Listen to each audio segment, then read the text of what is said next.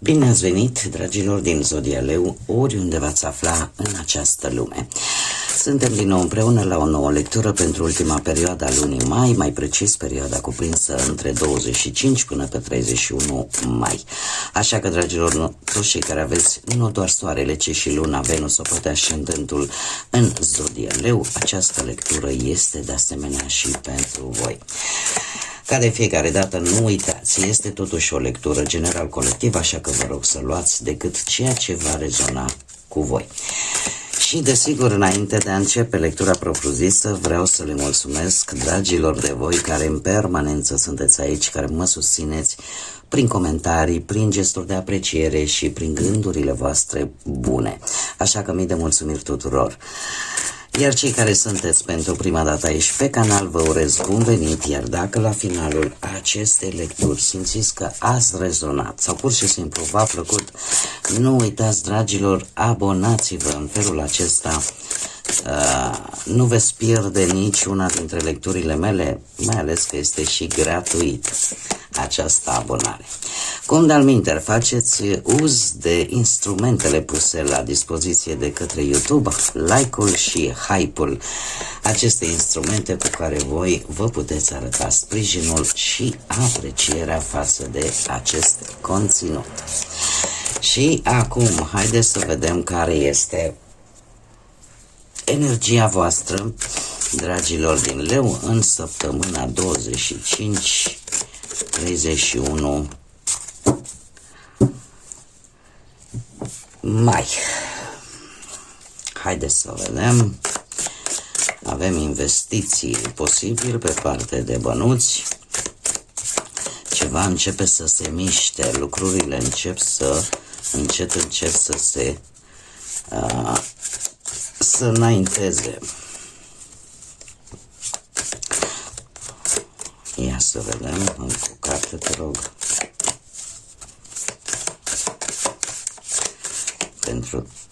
Pentru dragii mei din Leu.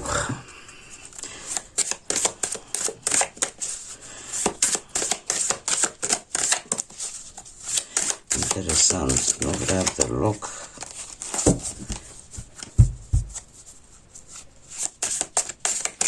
Ceva începe să prindă formă, chiar dacă nu merge liniar. Interesant, nu vrea să-mi iasă nicio carte. Le lăsăm pe amândouă.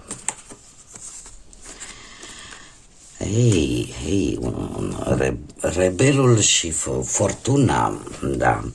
Dragilor, avem zodia Vărsător și zodia voastră, zodia Leu. Avem de asemenea pe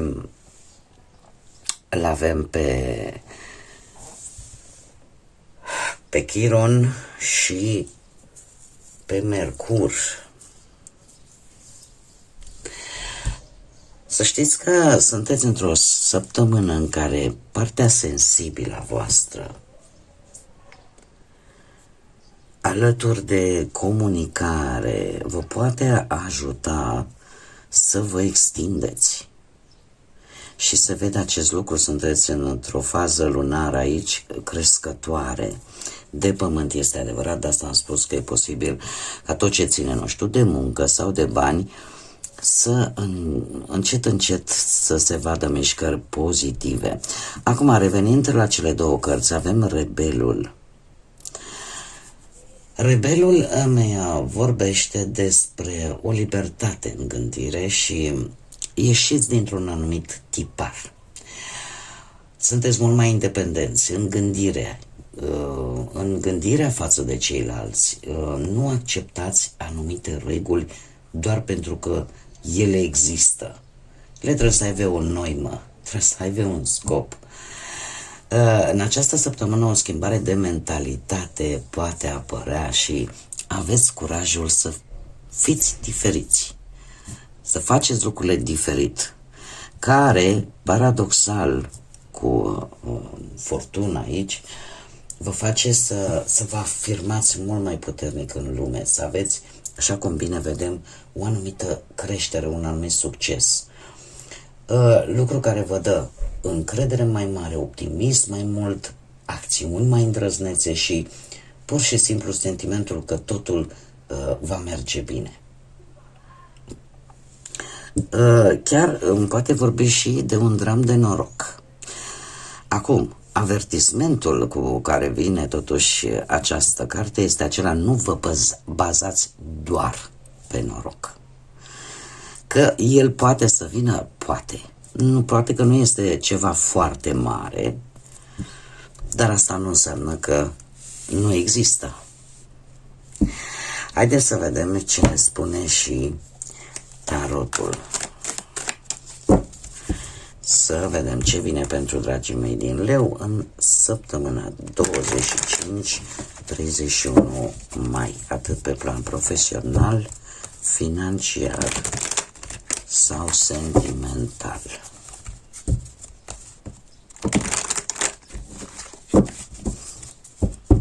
Să vedem.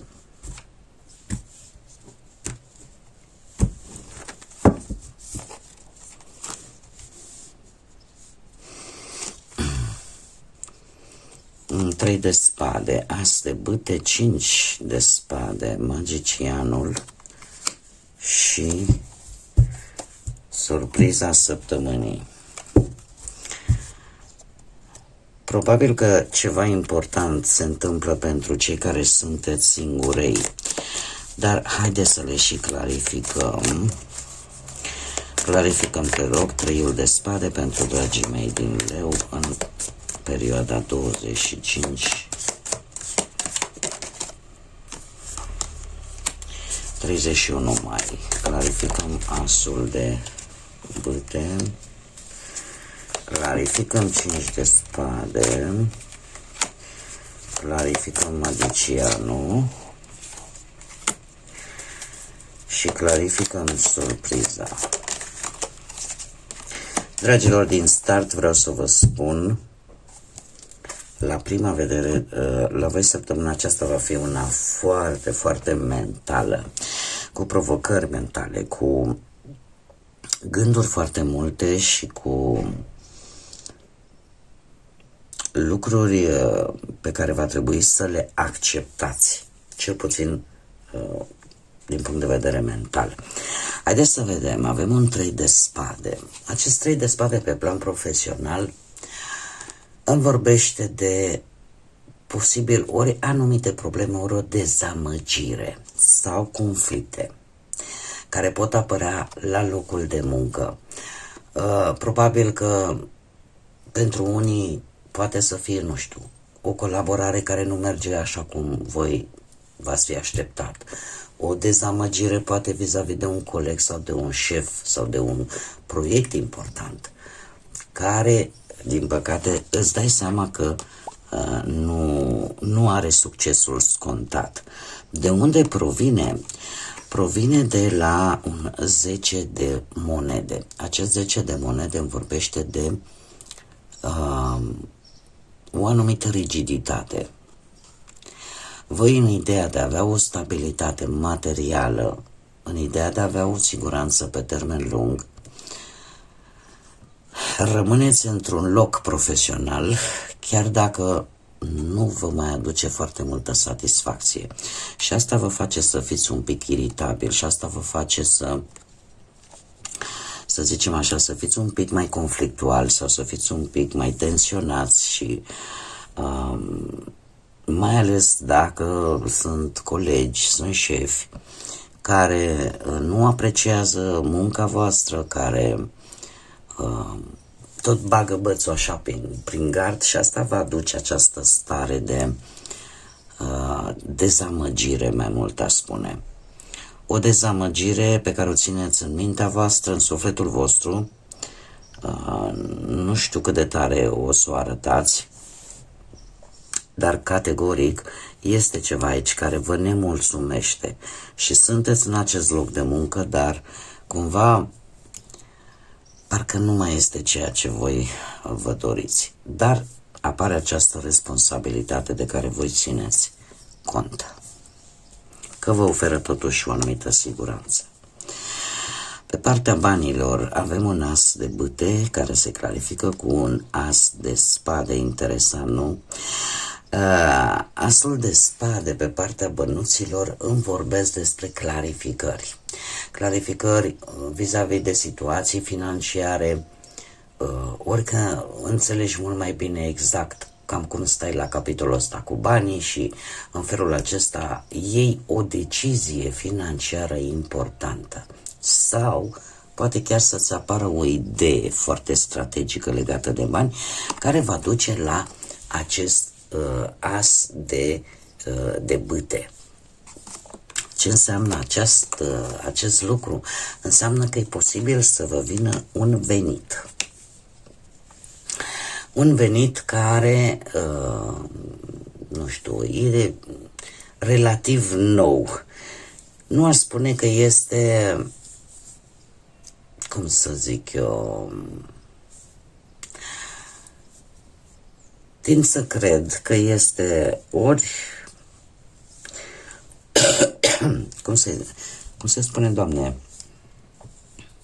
ca un ciubuc, da? Se deschide ceva. Voi, tocmai pentru că aveți o idee grozavă, aveți o idee care o expuneți în mod strategic sau care o faceți într-un mod foarte strategic, chiar vă poate aduce o nouă sumă de bănuți, un nou venit care apare în viața voastră și poate să vină că vindeți ceva, că colaborați cu cineva împreună.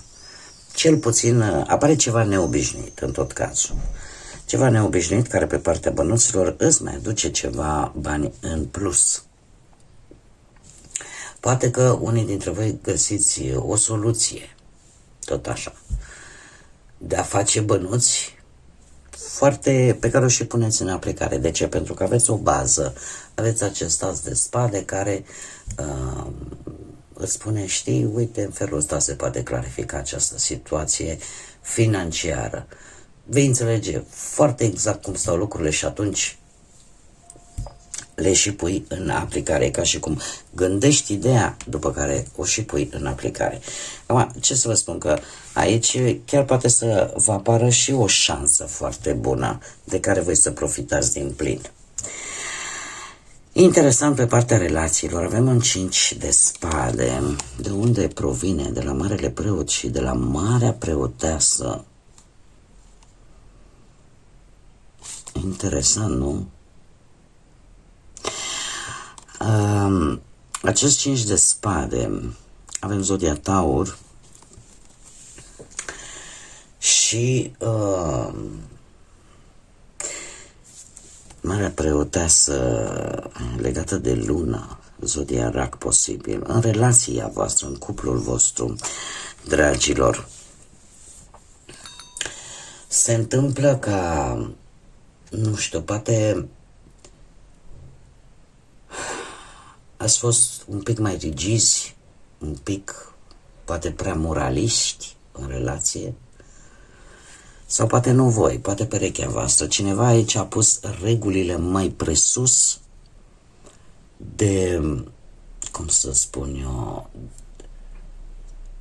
de sentimente, de ceea ce simțeați unul pentru celălalt. Și uneori, poate chiar ori voi, ori perechea voastră s-a adaptat, a vrut, n-a vrut, la nevoile celuilalt, la schimbările prin care trecea celălalt. A făcut o întăcere. Iar acum, ce este iară important cu acest 5 de spade este că e posibil să apară poate anumite dispute, anumite neînțelegeri, anumite conflicte posibil legate în mare parte de orgolii. De acele momente în care fiecare vrea să aibă partea lui de dreptate în această săptămână. De ce? Unul este prea bazat pe reguli, că sunteți voi, că este perechea voastră, aici voi stabiliți, dar în același timp este cineva care ține în interior, care acceptă aceste reguli, aceste schimbări de umor și lucrul ăsta te face ca relația să fie un pic mai rigidă și să ducă la aceste discuții pe care, sincer să fiu, cu 5 de spade, eu nu le văd, cum să spun eu, le văd inutile, pur și simplu. 5 de spade, de fapt, ne vorbește despre acele situații în care intrăm, situații conflictuale, în care intrăm și din care nimeni nu are de câștigat. În afară, poate, de faptul că fiecare scoate toată amărăciunea din interior, dar ca să câștige ceva, și dacă ai senzația e și ca mine, de fapt n-ai câștigat nimic. Așa că în această săptămână, aici apare și energia rebelului, dar e posibil voi să nu mai vreți pur și simplu să fiți să trăiți sub anumite reguli care voi nu le vedeți poate rostul. Poate că perechea voastră este o energie mai tradiționalistă și uite, nu vrea să încerce lucruri noi, mai ales în cuplu sau, nu știu, am dat un exemplu. Și apare într-adevăr este revoluționarul din voi.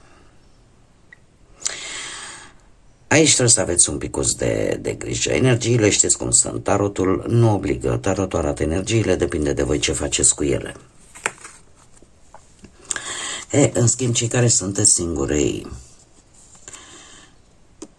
dragilor dragi, la voi apare ceva interesant, pentru că există o atenție vis-a-vis de o persoană. Nu știu dacă sunteți voi, dar cu magicianul aici aș spune că există o întâlnire. Există, nu știu, poate trebuie să mergeți la vreun curs, la vreun eveniment și aveți șansa să atrageți o anumită persoană. Acum, trebuie să vă spun un lucru important. Această persoană nu e tocmai ceea ce pare, sau cel puțin nu spune tot. Nu spune tot și e posibil ceea ce voi vă doriți să nu fie tocmai atât de clar. Fiți atenți la aceste lucruri pentru a nu avea parte de o dezamăgire sau pur și simplu să vă creați așteptări care sunt total nerealiste. Dar aici cineva nu va spune tot. Vă ascunde ceva. Nu este tocmai transparent, să zicem așa, cu voi. Surpriza săptămânii vine cu un 3 de cupe și o regină de spade. Foarte multe zodii de aer, am văzut și aici vărsător și aici la fel, foarte multe spade. E o săptămână, să știți, pentru voi foarte mult mentală. Ce ne spune acest 3 de cupe pe partea surprizei? Pe partea surprizei spune că aveți totuși un motiv de celebrare, un motiv de, să zicem, un dram de bucurie pe care vi-l aduce o energie de aer, Gemeni, Balanță sau Vărsător. Poate să fie, nu știu, această energie de aer, această regină poate să fie o persoană care gândește limpede, care acționează în general foarte înțelept și care vede adevărul dincolo de aparențe, da? Are așa o inteligență intuitivă, are o capabilitate de a lua decizii corecte și își dă seama foarte bine, poate chiar și pe voi și vouă vă sugerează că a ține, a lua adevărul, a-l păstra, a-l vedea, sunt și a avea, cum să spun eu, și discernământ, sunt esențiale, mai pe toate aspectele vieții. Putem vorbi de o energie mai în vârstă, mai matură, cineva care a avut multe experiențe de-a lungul vieții și care, nu știu, că vă îndeamnă, că vă cheamă să mergeți poate la o celebrare, nu știu, dar vă aduce motive de bucurie. Poate fi și o colaborare, nu știu, uite, la muncă. Să treceți peste acest 3 de spade. Este cineva care vă susține. Din punct de vedere cel puțin mental, vă susține foarte mult. Cum de-al minte și voi puteți avea un ascendent în zodii de aer, Gemeni, Balanță sau Vărsători și în cazul acesta voi sunteți cei care începeți să vedeți și să gândiți și să acționați mult mai limpede și odată ce vedeți adevărul dincolo de tot felul de prejudecăți, dincolo de tot felul de aparențe, asta deja te duce într-o stare de mulțumire.